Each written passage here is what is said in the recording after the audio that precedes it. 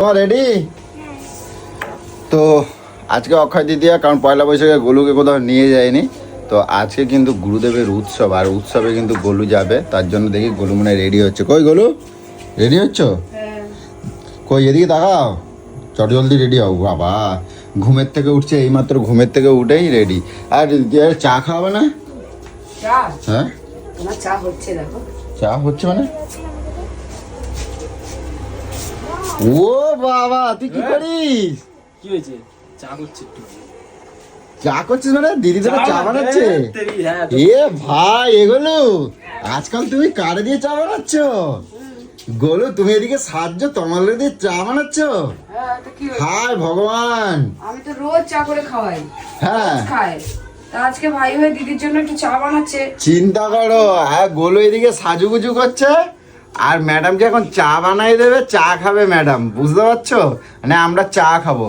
তো যাই হোক, গোলু এখন ঘুমের থেকে উঠে যে রেডি হচ্ছে, আর সোনামা ওই যে সোনামাকে এখন আগে পড়তে দিয়ে আসতে হবে। পড়তে দিয়ে আসবো তো? অবশ্যই। তো পড়তে দিয়েছে, তারপর গুরুদেবের উৎসবে যাবো। তারপরে আবার ওখান থেকে বেরিয়ে সোনামাকে নিয়ে ঘুরে তারপরে বাড়ি আসবো, কারণ পয়লা বৈশাখের দিন গুলোকে নিয়ে যায়নি, কোথাও নিয়ে যায়নি, তাই নিয়ে গুলো। তার জন্য নয়, আমি তো গুরুদেবের ওখানেও যাচ্ছি। ও বাবারি, ও বাবারে, ও বাবারে, এত সুন্দর হাতগুলো লাগলো। লাগলে একটু ভালো করেও বলে। ও বাবারি, ও বাবারে, ও বাবারে, উফ, দাও দাও দাও দাও। ধুম করে এখানে লাগলো। এই ধরো না, ভালো লাগে না, আমি ঠাকুরের ওখানে যাবো। তোর আমাদের ব্যথা লাগলে আমরা থুতথুরি দিতাম, আমাদের ব্যথা লাগলে আমরা থুতথুরি দিতাম। আমি এমনি এমনি দিই নাই, ভালো দেখো অনেকটা ব্যথা কমে গেছে। দেখো থুতথুরির মধ্যে কি বলতো, এখানে ব্যথাটা কমে গেছে, এখানে ব্যথাটা শুরু হয়ে যাচ্ছে এবার। না না থুতথুরি দিলে কি হয়, তুমি তুমি দেখো দেখো, এই দেখো, দেখছো হাত নাড়াতে পারছো? দেখছো দেখছো হাত নাড়া নড়ছে তো, এই দেখো। যা না ভাই, তো চলো। এই আমার ঠোঁটটা দেখো, মানে কিছুদিন কিরকম একটা ইসে পড়ে গেছিল না? কি পড়ে গেছিল? এই মানে একটা কিরকম হয়ে গেছিল না, মানে একটা ব্ল্যাক ব্ল্যাক টাইপস হয়ে গেছিল। এখন দেখো পিঙ্ক পিঙ্ক হয়ে গেছে ইসেটা মেখে। কই দেখি, চোখটা দিয়ে দেখতে বলেছি, জমটা একটা, তোকে কোনো কিছু দেখিয়ে কোনো কিছু হয় না। আরে যাকে, চলো আমি আগে সোনামাকে দিয়ে আসি। তোমার সুন্দর করে চাটা বানা, ঠিক আছে? সোনামা ব্যাগ কই তোমার? এটা আমার দু কাপ বানাচ্ছিস তো, হ্যাঁ? আমার একটা দাও। তোর আর আমার মানে? দু কাপ, হ্যাঁ। মানে তোকে বসে বসে কে খাওয়াবে? আমি চা খাবো না? না। বাহ বাহ বাহ বাহ। আমার জন্য বানাচ্ছে আর নিজের জন্য। এমা চলো তাড়াতাড়ি চলো, আসো। বইয়ের ব্যাগ নাও। এ বইয়ের ব্যাগ রান্না করতে বেরোচ্ছে কেন? আরে ভাই নিয়ে আসলো। ও আর এই একটা ভাই দেখছো, এটা আমার সোনামার ভাই। হ্যাঁ কি এসে বলছি জানো? হ্যাঁ ও মাসি, মাসি, ও মাসি, আজকের জন্য প্লিজ দিদিকে ছেড়ে দাও না গো। দিদি কালকে থেকে পড়তে যাবে, আমি তো পরশুদিন চলেই যাব। প্লিজ দিদি ছেড়ে দাও না গো, আজকে থাকুক না। আচ্ছা, পড়া নিয়ে কোনো কম্প্রোমাইজ হবে না, পড়ার থেকে আসুক তারপরে। আর তুমি তো আমাদের সাথে যাবা, তো তুমি আমাদের সাথে যাবা, ঠাকুর দেখতে যাবা, অনেক নাচাগানা হবে, ঠিক আছে? চলে আসবো, ঠিক আছে? না গো, না। পড়া হয় না, একটা টাইম আছে, যা- টাইমের আগে আসবি ফাটাবো। আমি যদি টাইমের আগে আসতে দেখেছি তাহলেই ফাটাবো, টাইম টু টাইম। চলো পড়া মা, হবে, তারপরে আসবি, তারপর এসে খেলবি, বিয়ে। তারপরে হ্যাঁ। এই চলো। দিদিভাই এই তোমার আমার জন্য চা রাখিস তো? চলো গাইস, আগে সোনামাকে দিয়ে আসি ঝটপট করে, তারপরে দেখি, তারপর বেরোবো আমরা সবাই মিলে, ঠিক আছে? চলো। তো সোনামাকে পড়তে দিয়ে চলে এসেছি, আর এখন যাব গোলু। এখনো দেখি মোটামুটি, এই গোলু রেডি হয়ে গেছো, চলো বেরোবে ভাই। একটা রিলস করি শুধু- না, আর একটা রিলস। আর এখন রিল করা যাবে না, দেখো কত দেরি হয়ে যাচ্ছে, আমি এরপরে নিয়ে যাবো না, ভাজি না তো, একটাই করি। এরপর আমি আর নিয়ে যাবো না কিন্তু।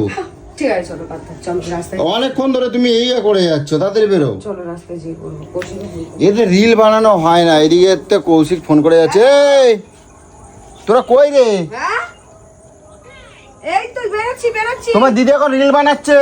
না রে, না রে, না রে, না রে, খাইতে দিয়ে দিল, দুবার উঠে গেল। হ্যাঁ আমি শুধু খাইতে যাইতেছি। ছি ছি ছি ছি ছি। তাড়াতাড়ি চলো, তোমরা রেডি? চলো তো, চলো দেখি এদেরকে নিয়ে বেরোই, এদের আর হয় না, মেয়ে মানুষ গো। তো চলো আমরাই যাই, তমাল যাবে না বলছে, ও বাড়ি পাহারা দেবে। যা, বাড়িটা ভালো করে পাহারা দিস। এ বাবা, এ গলু, এই দেখো সর্বনাশ করে দিচ্ছে, কেটা কে? কেউ আমি কি জানি? হাওয়াতে ভেঙেছে এটা। এটা ভেঙে গেছে। এটা হাওয়াতে দেখো আমার এত সুন্দর সূর্যমুখী ফুলটা দেখো কত বড় হয়েছে। ভারে ভারে ভেঙে গেছে। ভারে ভেঙে গেছে? হ্যাঁ হ্যাঁ এটা এটা ভারে ভেঙে ভারে না, এটা আমার পাখির জন্য আমি করে রাখছি দানা। এটা দেখো। পাখি দানা? এটাই তো। দেখো পুরো সর্বনাশ করে দিল। চল আচ্ছা, না। চলো, চলো, এতক্ষণ তো আমাকে তাড়া দিচ্ছিলি। চলো তুই বাড়ি পাহারা দে, লাইট গুলো জ্বেলে নে, তাহলে চলো, লাইট জ্বেলে নে, পাখা চালিয়ে নে, ঠিক আছে? হ্যাঁ পর। আচ্ছা পরে আয়, চলো। তো দেখি আমি তো উৎসবে যাইনি, গোলুরা কালকে গেছিল, আমি আর যাইনি। তো আজকে একটু যাই, দেখি গুরুদেবকে একটু দর্শন করে আসি। তো আর তোমাদেরকেও দর্শন করাবো, চলো। তো ফাইনালি গোলুকে নিয়ে চলে এসেছি গুরু উৎসবে। আর এখানে মাইকের এতটাই সাউন্ড ছিল যে আমরা কিছুই কিন্তু শুনতে পাচ্ছিলাম না। তো সবার প্রথম জানাই শ্রী গুরু ঠাকুরের জয়। আর এই পুজোতে কিন্তু আমরা প্রত্যেক বছরের ন্যায় এসে থাকি, কারণ এই পুজোটায় গোলুর কিন্তু অনেক স্মৃতি জড়িয়ে আছে। আর যেহেতু এটা মামার বাড়ি এলাকা গোলুর, তাই এখানে কিন্তু সবাই গোলুর মা, কাকিমা এবং দিদা হয়। তো যাই হোক, সবার সাথে আলাপ পরিচয় করে আমরা ভেতরে যাব আর ঠাকুরকে দর্শন করব আর তোমাদেরকে অনেক কিছু জানাবো। তো যাই হোক, তোমাদেরকে এবার বলি যে গোলুর কিন্তু এখানে অনেক স্মৃতি জড়িয়ে আছে। গোলুর মা ছিল কিন্তু শ্রীগুরু ঠাকুরের দীক্ষিত।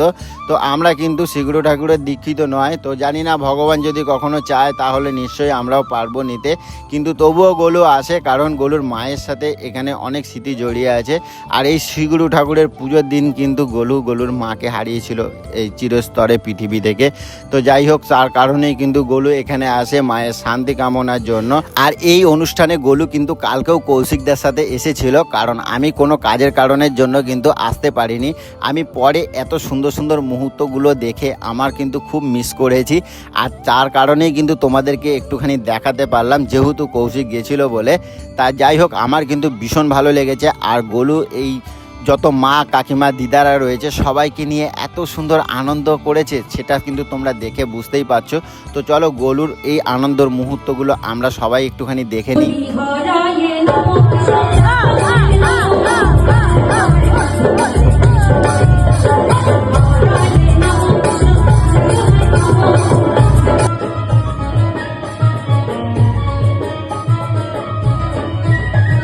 তো গোলুর আনন্দের মুহূর্তগুলো তো আমরা সবাই দেখতেই পেলাম, বেশ ভালোই লাগলো। তো চলো এবার ঠাকুরের ভোগ রান্নার জায়গাটা এবার আমরা দেখবো একবার।